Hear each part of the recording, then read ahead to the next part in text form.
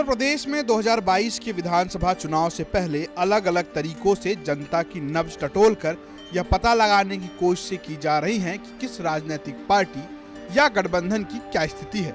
इस बीच यूपी के अलग अलग क्षेत्रों में राजनीतिक दलों या गठबंधनों की स्थिति को लेकर एबीपी न्यूज सी वोटर सर्वे का ताजे आंकड़े सामने आए हैं। सर्वे के मुताबिक बुंदेलखंड की कुल 19 सीटों के लिए अनुमान सामने आया है, जिसमें बीजेपी को 12 से 16, सपा को 2 से 6, बीएसपी को 0 से 3, कांग्रेस को 0 से 2 और अन्य को 0 से 2 सीटों देने का अनुमान जताया गया है। बात सर्वे के नवंबर के आंकड़ों की करें तो बीजेपी प्लस को 11 से 15, एसपी प्लस को 3 से 7, बीएसपी को 0 से 3, कांग्रेस को 0 से 2 और अन्य को 0 से 2 सीटें मिलने का अनुमान दिया गया है। यहाँ बीजेपी को फायदा मिलता दिख रहा है।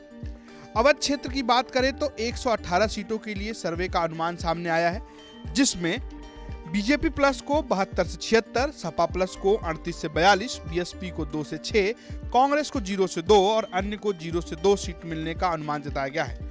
वहीं नवंबर में सामने आए सर्वे के आंकड़ों में बीजेपी प्लस को 68 से 72, एसपी प्लस को 10 से 44, बीएसपी को 3 से 7, कांग्रेस को 0 से 3 और अन्य को 0 से 2 सीटें मिलने का अनुमान सामने आया था।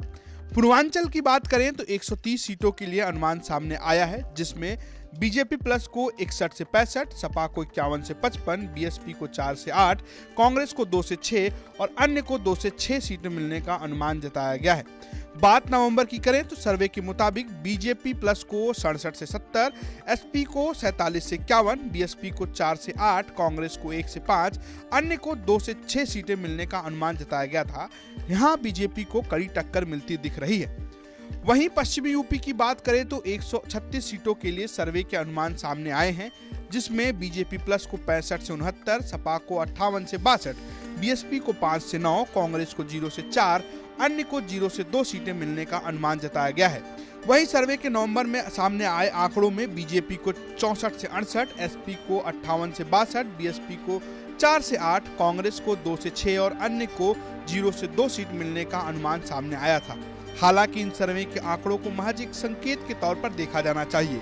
ये भी जरूरी नहीं कि चुनावी नतीजों में इन आंकड़ों की झलक दिखे ही दिखे। एबीपी न्यूज के मुताबिक यह सर्वे 3 नवंबर से 9 दिसंबर के बीच किया गया है। सर्वे में मार्जिन ऑफ एरर -+3 से -+5% है। ब्यूरो रिपोर्ट यूपी तक।